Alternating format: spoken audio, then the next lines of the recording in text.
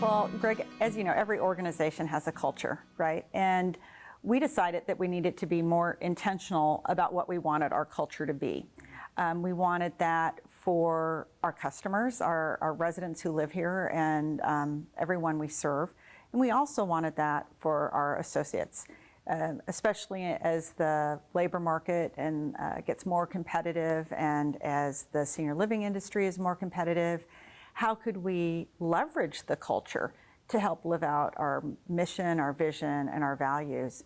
So we started with a process that was kind of a dual track, where we brought together frontline associates and supervisory level, leadership level associates, and then we as an executive team got together and we kind of met in the middle. We felt that it was inappropriate for the senior executives to drive the process when the frontline associates are the ones who have that constant touch base with our residents every day.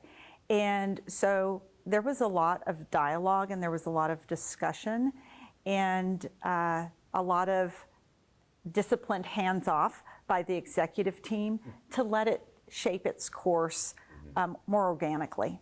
And we landed on pride, personal responsibility in delivering excellence, and started with some very intentional strategies to build that into our recruiting, our retention, our education, our celebrations. Interestingly, it spilled over into our residents. So our residents use that phrase with each other. They actively support our associates.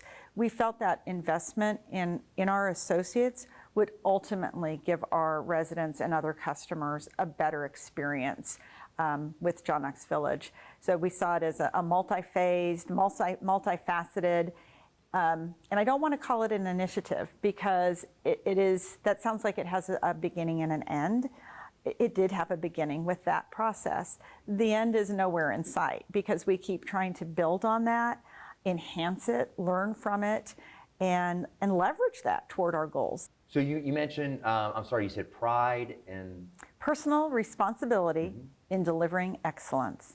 P-R-I-D-E. Wow. Oh, I see. Okay, now I'm with you. Yes. Wow, that's pretty awesome. How do we deliver pride answering the phone? How do we deliver pride cleaning a resident's apartment? How do we deliver pride when there's a conflict between two departments trying to reach a resolution? Right. So we use that phrase a lot, and not flippantly, not superficially. Sure. But we hold each other accountable for that. It wasn't that people weren't giving good customer service prior to this, but it was more hit or miss. It wasn't built into all the different systems that we have. So yes, we would always have a housekeeper who would pick up groceries and take them to a resident who wasn't able to get out, or those kind of above and beyond.